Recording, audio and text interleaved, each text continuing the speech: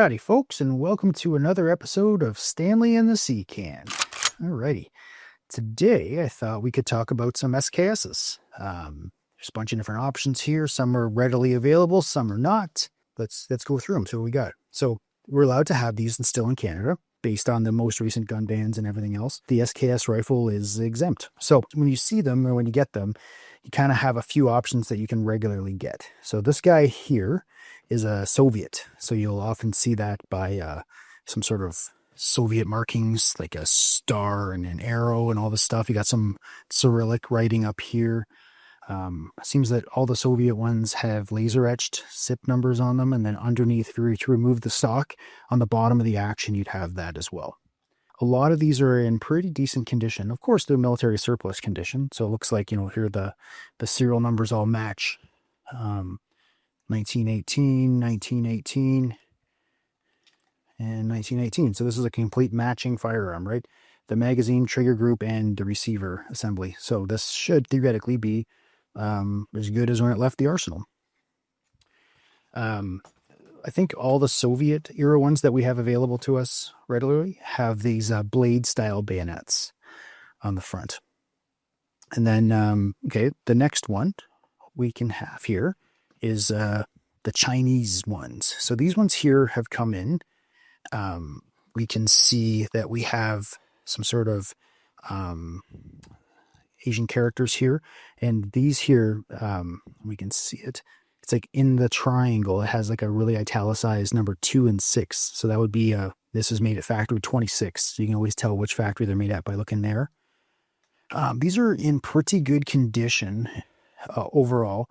You get a couple little dings here and there, but these firearms are typically, coming up 70 years old, 60 years old kind of thing.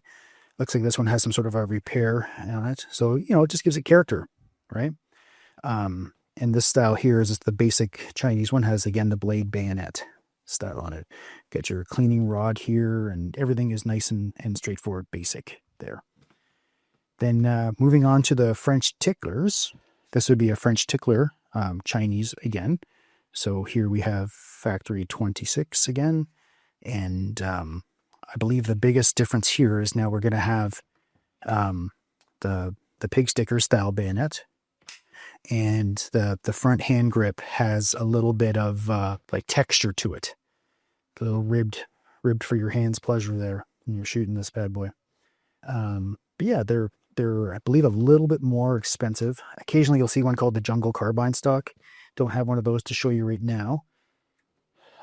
So yeah, we got the French tickler there. Oh, this is an AK-47. That shouldn't be here. Let's get rid of that. And this is kind of cool though. It looks kind of like an AK.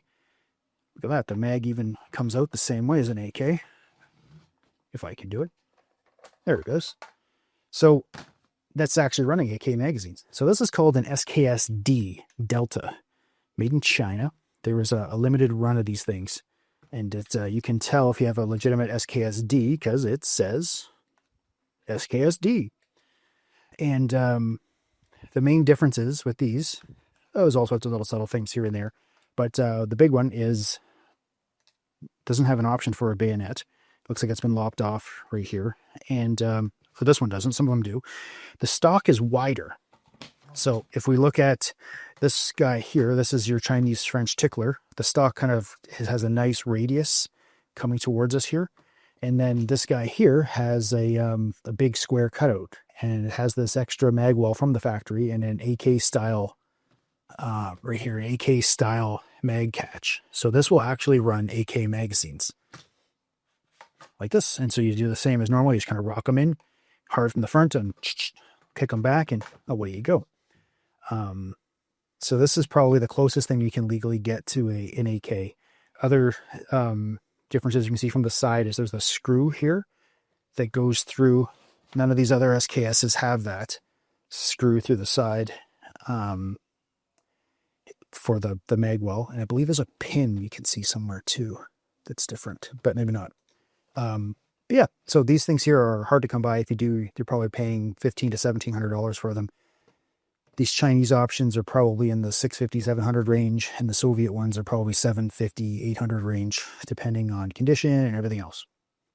So this is how the firearms come in their base state.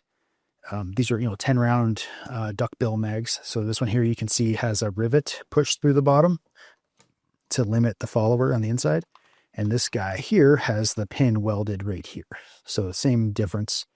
The follower can't go down very far, so therefore you can only have 5 rounds. So that meets our magazine capacity limitations for these firearms. So some people will say, and we've heard it many a times, that oh, the stock is ugly. Why does this one, the firearm's fantastic. It looks beautiful. It's no rust. Everything's bluing's perfect. Everything, but the stock, I don't like it. It's got like a chip here, a chip there, or this guy's got a dent, and right there's a little kiss from a safe somewhere. All these different things. So we were able to secure a supply of these, which are brand new walnut, I believe they are, stocks that fit into the SKS, and it gives it kind of a more of like that hunter feeling. Now you get your standard sling swivels on either end, you get some nice checkering for your hand. Looks like a bit of a Monte Carlo stock versus the standard. It's almost like an English stock, but yeah, these are really nice, and they're pretty bare from when we bring them in, so you can oil them to whatever color you want, nice and dark, probably lighten them up a little bit, whatever you need to do. But brand new wood for the front and the back, so that gives you some nice options. So if you wanted to take an SKS, like this has kind of a military-esque feel to it, and then if you were to swap out all this wood with this walnut, you're going to have something that looks more like like a hunting firearm, especially with these fancy checkers, which the military would never have spent the time to do. Alrighty, well, it's a kind of a quick overview of what SKSs you can get in Canada right now, or what you might see in the wild. So you got your Soviets ones, various conditions, basic Chinese, French tickler. There's another one called the Jungle Carbine stock, and this is your SKSD Delta. Alrighty, thanks so much. Like Grandma always says, don't wrestle with pigs. You both get dirty, but the pigs like it.